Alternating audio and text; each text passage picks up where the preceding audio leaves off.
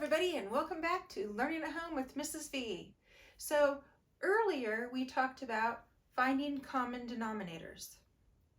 We've also talked about how to change an improper fraction to a mixed number. So we've talked about a lot of things this week. However, we're going to talk about one more thing, adding fractions with like denominators. So there are two things that we need to remember.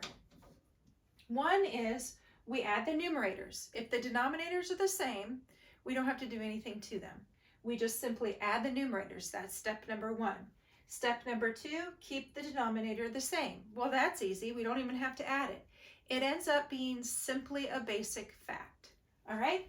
So let's go ahead and jump right in. So we've got 2/7 plus 3/7. Now we know that the denominators are the same. Each whole is cut into 7 pieces. So these we will be able to add with no problem. So I'm going to go ahead, and since I have to add the numerators, I'm going to go ahead and rewrite this. I'm going to show you what you should be thinking. You should be thinking 2 plus 3, and since I keep the denominator, I just have to drag the denominator across. So then it just becomes simply a basic fact. 2 plus 3 is 5/7. Now, since we've talked about improper fractions and converting those to mixed numbers, we need to check to see if it can be simplified or moved into a mixed number. Well, my numerator here is smaller than my denominator, so there is not one whole in there. There would have to be 7/7 in there that I could pull out in order for this to be more than 1. This one is not. Okay, so we've got 2/7 plus 3/7 equals 5/7. Okay, I hope that's making sense. So now let's move on to another one. We've got 4/7 plus 8/7. Well, once again, I have the common denominators, and so I'm just simply going to add my numerators. That's step number 1. So I'm going to go ahead and write that basic fact, 4 plus 8, and I'm going to keep my denominator because that's step number 2. Now all I have to do is add these up. Well, 4 plus 8 is 12, so this would be 12/7. Now again, since we've talked about improper fractions and changing those to mixed numbers, we need to check again because that's part of simplifying or reducing it to its lowest terms. So we've got 12/7. Well, what do I know about that? Do I have 7/7 to pull out of that? Well, yes, I do. The numerator is larger than the denominator, so I know that there's at least one whole hiding in there. So remember, you've seen a previous video on how I can do this. I can do it in 2 different ways. I can either go ahead and pull that 1 out by doing this. I can take out 7/7. I know that 7/7 is 1 whole because my numerator and denominator are the same. So there is 1. That's 1 whole. All right. So if I take 7/7 out of here, so I'm taking 7 away from this 12. If I take 7 away from that 12, well then how many 7ths do I have left? Well, I have 5/7 left. 5 plus 7 is 12. So I have 1 whole and 5/7. So this would be 1 and 5/7. If you say, Mrs. V, I don't like doing it that way. Well, there's another way you could do this. You could go ahead and do 12 divided by 7. How many 7s can I put in here and not go over? So let's see, I've got 2 would be 14, and that would be too much. So I only have 1 7 in there. So 1 times 7 is 7. And then I have 12 minus 7 is 5. So this becomes my numerator. My remainder becomes my numerator. And my denominator needs to stay the same. And so I have 1 and 5/7. 1 and 5/7.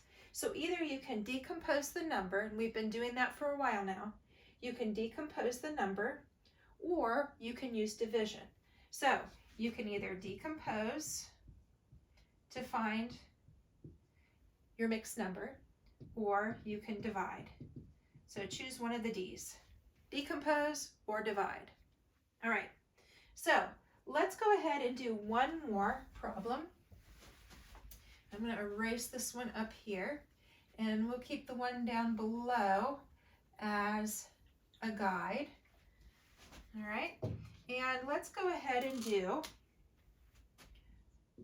4/6 plus 5/6. All right, let's go through our steps. It says, okay, first of all, we have a common denominator, okay? We have sixths. So these two, we can add them together because the denominators they have in common. The parts of the whole are the same.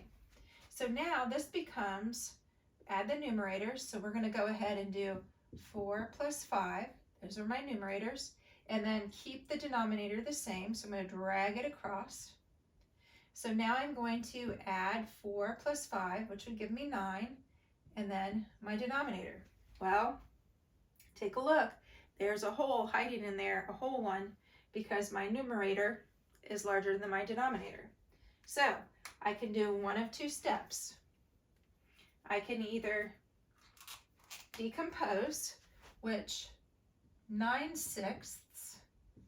Now, I've got sixths. So how many sixths equal one whole? Well, the numerator and denominator have to be the same, so 6/6. Well, if I take 6 away from this 9, I have 3 left, because 3 plus 6 equals 9. So I've got one whole and then 3/6. Well, again, if you say, Mrs. V, I don't like decomposing, well, you've got another D you can choose. You can choose to divide. So you could do 9 divided by 6. How many 6's are in 9? Well, 1 6 would be 6, 2 6's would be 12, and that would be too many, and I can't go over. So 1 times 6 is 6. 9 minus 6 is 3. This becomes my numerator, and my denominator stays the same. So this is the same as 1 and 3/6. All right? Okay, so if you have any questions about this, feel free to ask. If you start working on the paper and you're like, oh, I'm really not sure, I don't remember how to change this into back into a mixed number. I know it's an improper fraction. Well, there's a video earlier from this week that you could go back and rewatch. Feel free to ask me, email me. We can do a Google Meet. All right, you just have to let me know. I'll help you in any way I can. All right, keep watching, keep thinking, always stay curious, and I'll see you next time.